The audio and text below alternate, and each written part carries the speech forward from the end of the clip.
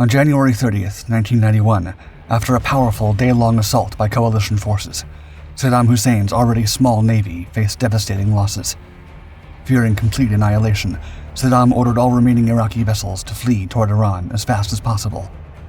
After a day of teamwork, the coalition forces, now a well-oiled machine, were operating with precision and unity, in addition to their undeniable air and naval superiority. In the tense waters between Bubiyan Island and the Shatt al-Arab marshlands, a Royal Navy Lynx helicopter soared low, its radar picking up suspicious blips. Near the coast, braving the threat of enemy missiles, the crew spotted its prey, a fast attack craft. With a swift maneuver, the helicopter locked onto its target, and just 4 feet above the waves, the crew launched a powerful Sea Skua missile, streaking out right onto the Iraqi vessel. The outcome was inevitable. This was the Battle of Bubiyan Island, soon to be known as the Bubiyan Turkey Shoot. The Royal Iraqi Navy, formed in 1937 as just a small 4-ship force, is the smallest of all Iraqi military services. Designed for coastal water protection, smuggling prevention, and protection of the country's oil platforms, it was primarily composed of patrol boats and fast attack craft for decades. Between 1977 and 1987, following the Iran-Iraq War, the Iraqi Navy received 8 Osa-class missile boats armed with Styx anti-ship missiles from the Soviet Union. When Saddam Hussein invaded Kuwait in August 1990, seeking to expand its arsenal, the Iraqi Navy captured several Kuwaiti vessels, including 5 powerful German-built Exocet armed fast attack craft. It was still not a match for Operation Desert Storm, a massive coalition effort including the United States, United Kingdom, Saudi Arabia, France, and other nations, which began in earnest on January 17, 1991. The coalition's objective was clear: liberate Kuwait and cripple Iraqi military capabilities, no matter the cost. General Norman Schwarzkopf, commander of United States Central Command, planned an elaborate feint, simulating an amphibious landing to draw Iraqi forces to the coast. This ruse required neutralizing the Iraqi Navy to ensure the safety of amphibious coalition assets. Reacting to the coalition's aggressively growing maneuvers, Iraqi forces initiated their own desperate plans.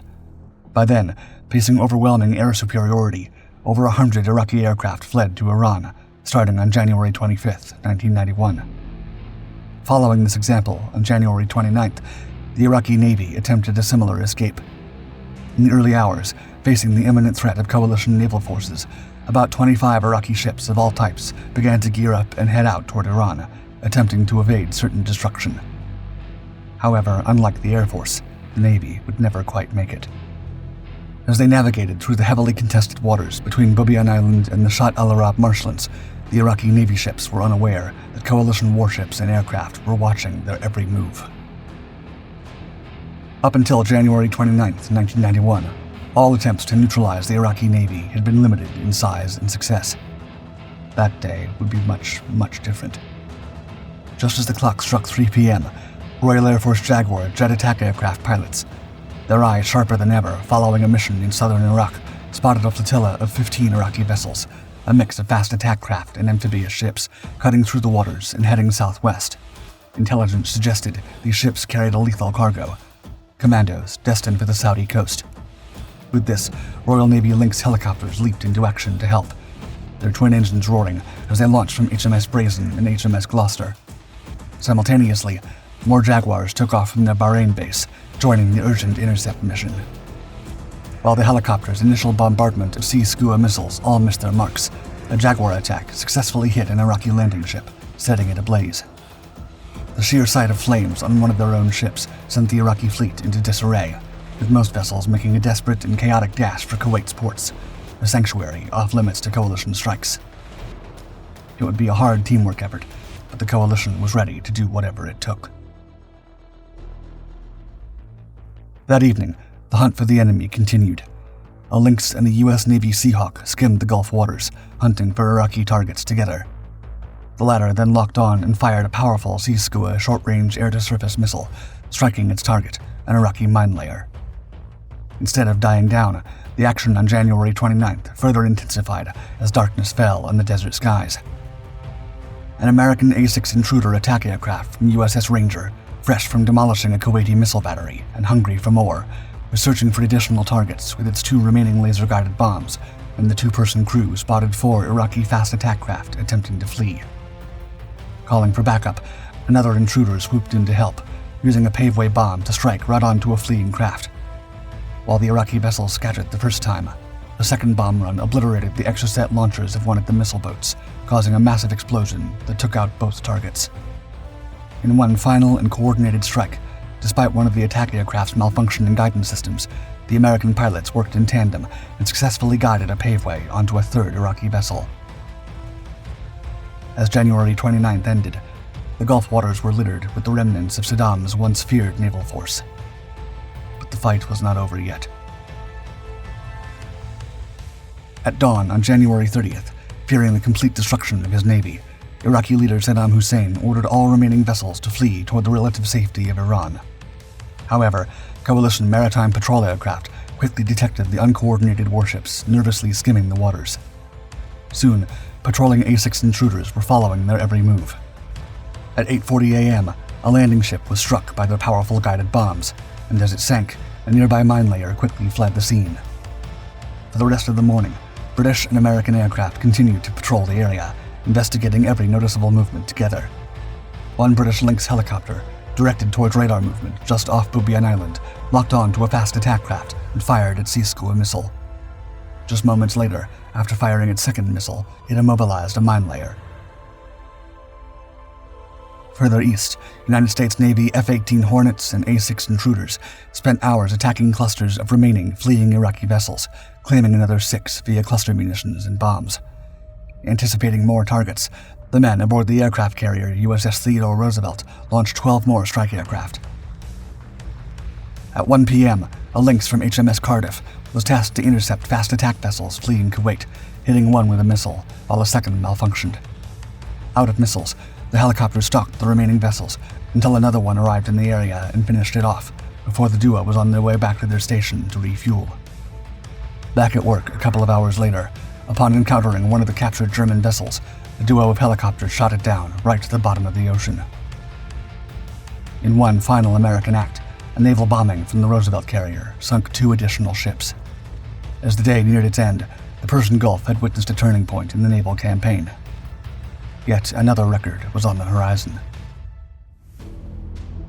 On the night of January 30th, 1991, after 2 weeks of uneventful combat air patrols, Canadian pilots Captain Steve "Hillbilly" Hill and Major Dave D.W. Kendall were hungry for engagement. The duo flew Royal Canadian Air Force McDonnell Douglas CF-18 Hornets, swift, light, and maneuverable fighter aircraft. Desert Storm marked the first time the CF-18 was deployed in combat, and also heralded Canada's return to combat operations for the first time since the Korean War, nearly 4 decades earlier. And so, when their shipborne controller contacted them with an unexpected request, quote, "Would you like to strafe a boat?" the pilots didn't hesitate to accept. As it turned out, the boat in question, an Osa-class missile boat, had barely escaped an American A-6 because the intruder ran out of ordnance. Upon their agreement to the special mission, the Canadian Hornets were rapidly given precise instructions on where to fly to intercept and engage the rapidly fleeing target. After receiving the final green light from their controller to engage the enemy ship, Hill and Kendall unleashed the full power of their 20mm M61 Vulcan cannons, peppering the boat with hundreds of rounds over multiple strafing runs. The Osa missile boat continued to float. Low on fuel, out of ammunition, and not willing to let it escape, Captain Hill made a bold choice to use expensive and lethal air-to-air missiles. After trying time and time again to get a lock for an AIM-9 Sidewinder, he realized the missile boat's heat signature was far too low for an effective infrared lock. With this, he decided to attempt with an AIM-7 Sparrow medium-range air-to-air missile. After some trouble, pilot Hillbilly acquired a radar lock. With no time to lose, he fired, and the $250,000 Sparrow missile streaked through the night sky, leaving a bluish-white smoke trail as it headed toward the water. Captain Steve "Hillbilly" Hill had just become the first CF-18 Hornet pilot to fire shots in anger. To their frustration, the missile fell short and sank to the bottom of the ocean, and Hill and Kendall returned to their base. The fate of the Osa-class missile ship remains unknown. Some say it was one of the very few ships that made it back to Iran, while others assert it was eventually finished off by U.S. bombers. No matter the outcome, the brave Canadians were officially awarded an assist for their role in disabling the Iraqi vessel. While many senior military officials enthusiastically praised both men, Colonel Romeo Lalonde, the Canadian Air Task Group Middle East commander, had a different opinion. In a statement to the press, he stated he believed they should have made far fewer passes to minimize their exposure. He was especially unhappy about what he called the waste of a $250,000 air-to-air missile. While the attack was certainly unorthodox, most of the community agreed his criticism was a bit too harsh. According to one anonymous Canadian officer, quote, "We're relieved to finally see some action. Soldiers don't really like to fight, but if everybody else is doing it, you naturally want to participate."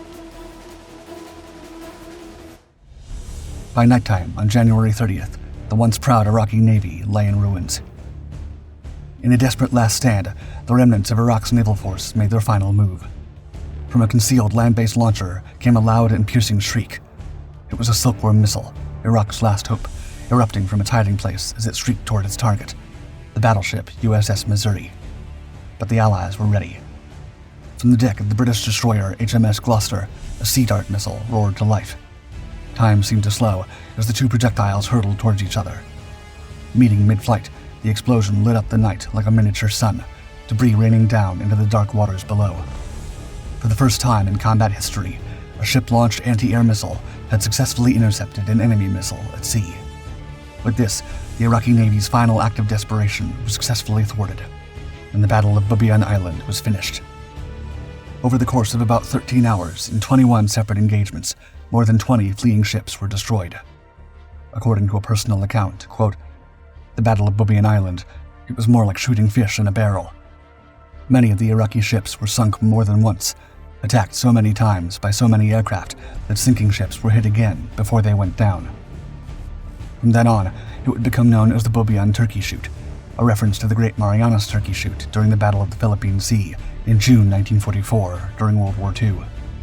The coalition's naval abilities and teamwork were evident in the short span of a few weeks. They managed to destroy or force into Iranian refuge nearly 150 enemy vessels, including most of the Iraqi Navy's larger units and all 13 of its missile-launching ships. After Desert Storm, the Iraqi Navy ceased to exist as a fighting force, leaving the nation with very few ships, all in poor condition.